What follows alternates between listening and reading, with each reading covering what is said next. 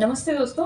परम पिता परमात्मा की असीम कृपा और बड़े बुजुर्गों के आशीर्वाद के साथ सभी भगवत भक्तों का स्वागत करते हैं आपके अपने चैनल गीत ज्ञानवाणी में। नए मेहमानों का स्वागत, शुक्रिया, अभिनंदन, आभार और सभी के उज्जवल और उत्तम भविष्य की कामना के साथ सभी पवित्र देवी देवताओं का आह्वान करते हैं और उन्हें आसन देते हैं। ओम श्री तुलसीदासाय नमः, ओम वाल्मीकाय नमः, ओम गौरीपतये नमः, ओम श्री सपत्निकाय लक्ष्मणाय नमः, ओम श्री सपत्निकाय शत्रुघ्नाय नमः, ओम श्री सपत्निकाय भरताय नमः, ओम श्री हनुमते नमः और इन्हें आसन देते हैं। श्री गुरु चरण सरोज रज निज में मुकुर सुधारी, वर्णम रघुवर विमल जसु जो दायकु फल चारी। बुद्धिहीन तनु जानिके सुमिरौ पवन कुमार, बल बुद्धि विद्या देहु मोहि हरहु कलेश विकार। रामायण तुलसी करत है कथा कहूँ अनुसार, आसन देव प्रेम से विराजो जी पवन कुमार। लखन सिया रामचंद्र की जय, लखन सिया रामचंद्र की जय। रावण का वध हो चुका है और उन्होंने उनके धड़ को और सिर को, उनके शरीर को मंदोदरी के पास पहुंचा दिया है और सभी रानियां और मंदोदरी उनसे बातें कर रही हैं और श्री राम जी का यश गा रही हैं और रावण का भी यश गा रही हैं। लेकिन उन्होंने बताया कि आपने सबको भजा और सबको अपने अधीन किया, लेकिन परमपिता परमात्मा श्री राम जी को आपने नहीं भजा और उनको नहीं माना, तो उनके हाथों से ही आपका कल्याण हुआ और ये उसी का फल है। और इसके ये बातें सुनकर सभी देवता मुनि और सिद्ध सभी सुखी हुए और विभीषण जी उनके पास आए हैं और देखते हैं अब आगे की कथा। बंधु दशा विलोकी दुख कीना, तब प्रभु अनुजहि आयशु दीना। लक्ष्मण तेहि बहुविधि समझायो, बहुरी विभीषण प्रभु पहि आयो। उन्होंने भाई की दशा देखकर दुख किया। तब प्रभु श्री राम जी ने छोटे भाई को आज्ञा दी कि जाकर विभीषण को धैर्य बंधाओ और लक्ष्मण जी ने उन्हें बहुत प्रकार से समझाया। तब विभीषण प्रभु के पास लौट आए। कृपा दृष्टि प्रभु ताहि मिलोका, करहु क्रिया परिहरि सब शोका। कीनी क्रिया प्रभु आये सुमानी, विधिवत देश काल जिय जानी। प्रभु ने उनको कृपापूर्ण दृष्टि से देखा और कहा, सब शोक त्याग कर रावण की अंत्येष्टि क्रिया करो। प्रभु की आज्ञा मानकर और हृदय में देश और काल का विचार करके विभीषण जी ने विधि पूर्वक सब क्रिया की। मंदोदरी आदि सब देई तिलांजलि ताहि, भवन गई रघुपति गुण गण वर्णत मन माही। मंदोदरी आदि सभी स्त्रियां रावण को तिलांजलि देकर मन में श्री रघुनाथ जी के गुण समूहों का वर्णन करती हुई महल को चली गई। आई विभीषण पुनि सिर आयो, कृपा सिंधु तब अनुज बुलायो। तुम कपीस अंगद नल नीला, जामवंत मारुति में सीला। सब मिल जाहु विभीषण साथा, सारे हूँ तिलक कहीं रघु था। पिता वचन में नगर न आवम, आपु सरिस कपि अनुज चढ़ावम। सब क्रियाकर्म करने के बाद विभीषण ने आकर पुनः सिर नवाया। तब प्रभु के समुद्र श्री राम जी ने छोटे भाई लक्ष्मण जी को बुलाया। श्री रघुनाथ जी ने कहा कि तुम वानरराज सुग्रीव, अंगद, नल, नील, जाम्बान और मारुति सब नीति निपुण लोग मिलकर विभीषण के साथ जाओ और उन्हें राज तिलक कर दो। पिताजी के वचन के कारण मैं नगर में नहीं आ सकता, पर अपने ही समान वानर और छोटे भाइयों को भेजता हूँ। तुरंत चले कपि सुनि प्रभु वचना, कीन जाई तिलक की रचना। सादर सिंहासन बैठारी, तिलक सारी स्तुति अनुसारी। प्रभु के वचन सुनकर वानर तुरंत चले और उन्होंने जाकर राज तिलक की सारी व्यवस्था की। आदर के साथ विभीषण को सिंहासन पर बैठाकर राज तिलक किया और स्तुति की। जोरी पानी सभी सिर नाए, सहित विभीषण प्रभु पहि आए। तब रघुवीर बोली कपिली ने, कहे प्रिय वचन सुखी वर कीन्हे। सभी ने हाथ जोड़कर उनको सिर नवाए। तदंतर विभीषण जी सहित सब प्रभु के पास आए। तब श्री रघुवीर ने वानरों को बुला लिया और प्रिय वचन कहकर सबको सुखी किया। किए सुखी कही वाणी, किए सुखी कही वाणी, सुधा समय बर तुम्हारे रिप भयो। पायो विभीषण राज तिहु, जसु तुम्हारो नित्य नयो, मोहि सहित शुभ कीरति तुम्हारी परम प्रीति जुगाइए। संसार सिंधु अपार पार, प्रयास बिनु नर पाइए। भगवान ने अमृत के समान यह वाणी कहकर सबको सुखी किया कि तुम्हारे ही बल से यह प्रबल शत्रु मारा गया और विभीषण ने राज्य पाया। इसके कारण तुम्हारा यश तीनों लोकों में नित्य प्रति बना रहेगा। जो लोग मेरे सहित तुम्हारी शुभ कीर्ति को परम प्रेम के साथ गाएंगे, वे बिना ही परिश्रम के इस अपार संसार सागर का पार पा जाएंगे। प्रभु के वचन श्रवण सुनी, नहीं अगाही कपिपुंज, बार बार से ना वहीं गही सकल पद कंज। प्रभु के वचन कानों में सुनकर वानर समूह तृप्त नहीं होते, वे बार बार सिर नवाते हैं और उनके चरण कमलों को पकड़ते हैं। पुण्य प्रभु बोली लियो हनुमाना, लंका जाहू कहो भगवाना, समाचार जानकी ही सुनावहूँ, तासु कुशले तुम्हें चले आवहूँ। फिर प्रभु ने हनुमान जी को बुला लिया और भगवान ने कहा कि अब तुम लंका जाओ और जानकी जी को सभी समाचार सुनाओ और उसका कुशल समाचार लेकर तुम चले आओ। तब हनुमंत नगर महु आए, सुन निसी चढ़ी निशाचर भाई, बहु प्रकार की पूजा कीनी, जनक सुता देखाई पुनि देनी। तब हनुमान जी नगर में आए, यह सुनकर राक्षसी उनके सत्कार के लिए दौड़े। उन्होंने बहुत प्रकार से हनुमान जी की पूजा की और फिर श्री जानकी जी को दिखला दिया। दूर ही ते प्रणाम कपि कीन्हा, रघुपति दूत जानकी चिन्हा, कहूँ तात प्रभु कृपा निकेता, कुशल अनुज कपि सेन समेता। हनुमान जी ने सीता जी को दूर से ही प्रणाम किया। जानकी जी ने पहचान लिया कि यह तो वही श्री राम जी के दूत हैं, श्री रघुनाथ जी का दूत हैं, और पूछा, हे तात, कहो कृपा के धाम मेरे प्रभु छोटे भाई और वानरों की सेना सहित कुशल से तो है। सब विधि कुशल कौशलाधीसा, मातु समान जीतो 10 सीसा, अविचल राजु विभीषण पायो, सुनि कपि वचन हर्ष उछायो। हनुमान जी ने कहा, हे माता, कौशलपति श्री रामचंद्र जी सब प्रकार से सकुशल हैं। उन्होंने संग्राम में 10 सिर वाले रावण को जीत लिया है और विभीषण ने अचल राज्य प्राप्त कर लिया है। हनुमान जी के वचन सुनकर सीता जी के हृदय में हर्ष छा गया। अति हर्ष मन तन पुलक लोचन, सजल कह पुनि पुनि रमा, का देऊ तो त्रिलोक महु कपि, किमपि नहीं बानी समा, सुनु मातु मैं पायो, अखिल जग राजु आजु न संशयम, रणजीति रिपुदल बंधुजु, पश्यामि रामम नामयम्। श्री जानकी जी के हृदय में अत्यंत हर्ष हुआ। उनका शरीर पुलकित हो गया और नेत्रों में आनंद के अश्रुओं का जल छा गया। वो बार बार कहती हैं, हे हनुमान, मैं तुझे क्या दूं? इस वाणी के समान तीनों लोकों में और कुछ भी नहीं है। इस समाचार के समान जो तुमने मुझे सुनाया, उसके समान तीनों लोकों में कुछ भी ऐसा नहीं है।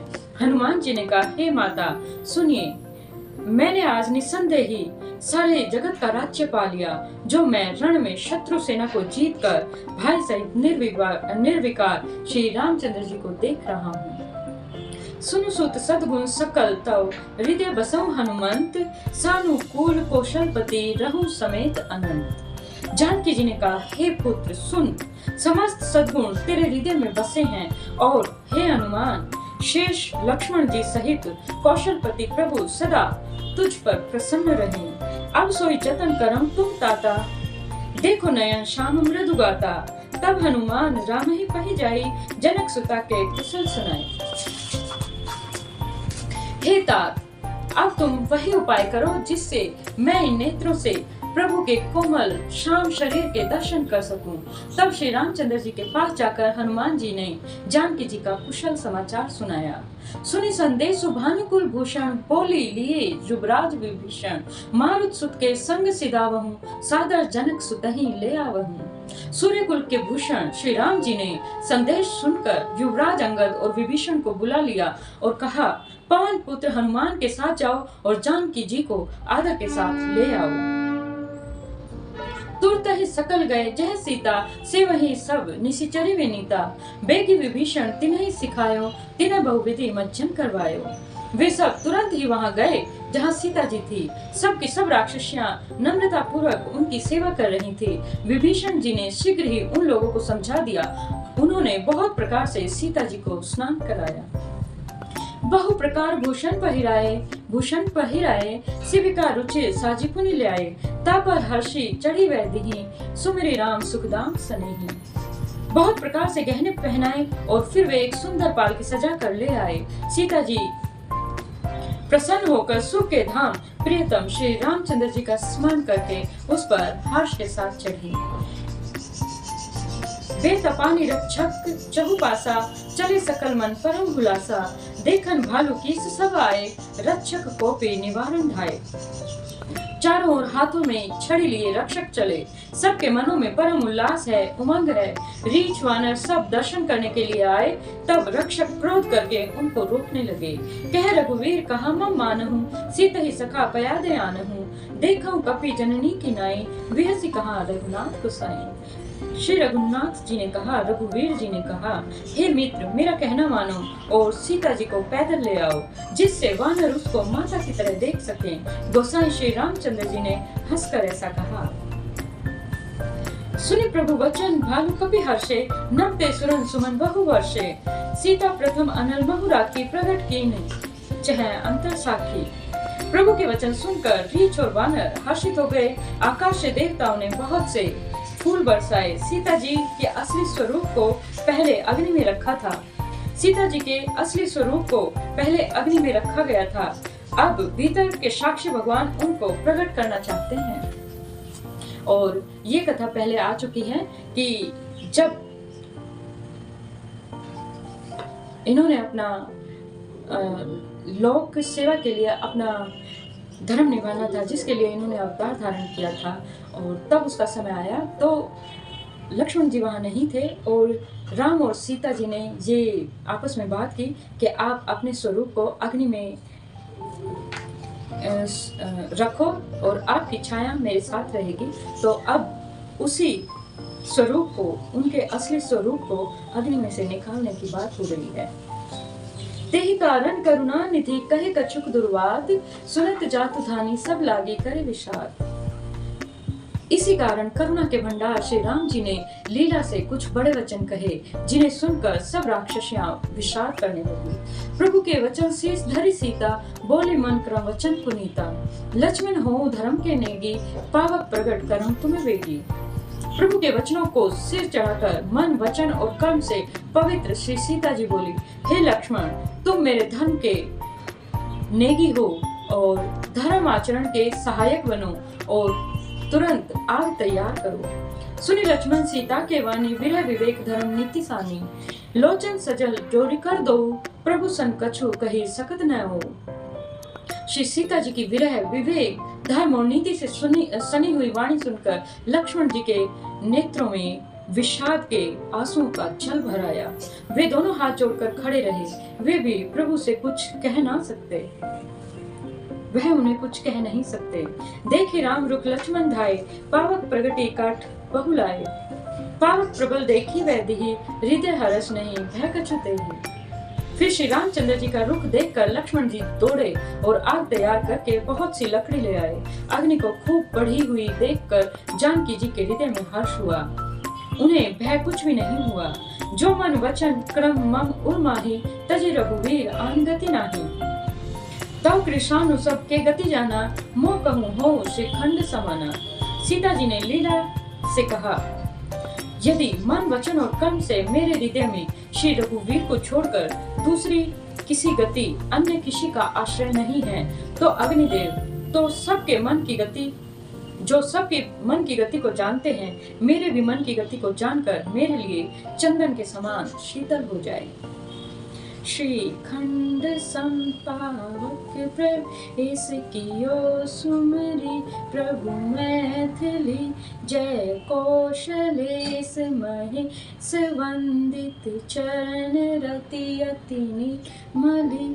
प्रतिबिंब अरुलौकिक कलंक प्रचंड मावक मंजरे, प्रभु चरित काहु न लखे नभ सु, सिद्ध मुनि देखहि करे। प्रभु श्री रामचंद्र जी का स्मरण करते और जिनके चरण महादेव जी द्वारा वंदित हैं तथा जिनमें श्री सीता जी के अत्यंत विशुद्ध प्रीति है, उन कौशलपति की जय बोलकर जानकी जी ने चंदन के समान शीतल हुई अग्नि में प्रवेश किया। प्रतिबिंब सीता की छाया मूर्ति और उनका लौकिक कलंक प्रचंड अग्नि में जल गए। प्रभु के इन चरित्रों को किसी ने भी नहीं जाना। देवता, सिद्ध और मुनि सब आकाश में खड़े देखते हैं। धरि रूप पावक पानी गहि श्री, सत्य श्रुति जग विदित जो, जिन क्षीर सागर इंदिरा, राम ही समर पी आनि सो, राम नाम विभागे राजति, रुचिर अति शोभा भले, नव नील नीरज निकट मान, कनक पंकज की कली। तब अग्नि ने शरीर धारण करके वेदों में और जगत में प्रसिद्ध वास्तविक श्री सीता जी का हाथ पकड़ उन्हें श्री रामचंद्र जी को वैसे ही समर्पित किया जैसे क्षीर सागर ने विष्णु भगवान को लक्ष्मी जी समर्पित की थी। वे सीता जी श्री रामचंद्र जी को वाम भाग में विराजित हुई। उनकी उत्तम शोभा अत्यंत ही सुंदर है, मानो नए खिले हुए नीले कमल के पात, सोने के कमल की कली सुशोभित हो। वर्षा ही सुमन हर्षि सुर, बाजे गगन निशान, गावहि किन्नर सुरवधु, नाचे चढ़ी विमान। देवता हर्षित होकर फूल बरसाने लगे, आकाश में डंके बजने लगे, किन्नर गाने लगे और विमानों पर चढ़ी अप्सराएं नाचने लगी। जनक सुता समेत प्रभु शोभा अमित अपार, देखी भालू कपि हर्षे, जय रघुपति सुरसार। श्री जानकी जी सहित प्रभु श्री रामचंद्र जी की अपरिमित और अपार शोभा देखकर रीछ वानर हर्षित हो गए और सुख के साथ श्री रघुनाथ जी की जय बोलने लगे। तब रघुपति अनुशासन पाई, मातली चले चरण से नाई, आए देव सदा स्वारथी, वचन कहीं जनु परमारथी। तब श्री रघुनाथ जी की आज्ञा पाकर इंद्र का सारथी मातली चरणों में सिर नवाकर रथ लेकर चला गया।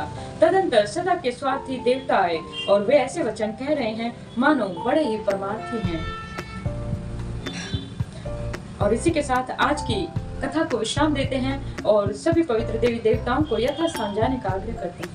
कथा विश्राम होत है, सुनो वीर हनुमान, जो जन जहाँ से आइए तहाँ करो भान। एक घड़ी आधी में पुण्य, तुलसी संगत साधु के हरम कोटि अपराध। राम लखन से जानकी सदा करो कल्याण, श्रोता सभा संग गए शंभु गए कैलाश। अपने अपने धाम को विदा होत हरुसार, कहूँ दंडवत प्रभु शरण विनय करूँ कर दो। लखन से रामचंद्र की जय, लखन से रामचंद्र की जय। और इसी के साथ अपनी वाणी को विराम देते हुए जय श्री राम, जय हनुमान, जय घनश्याम, जय माता रानी, जय गुरुदेव, जय महादेव।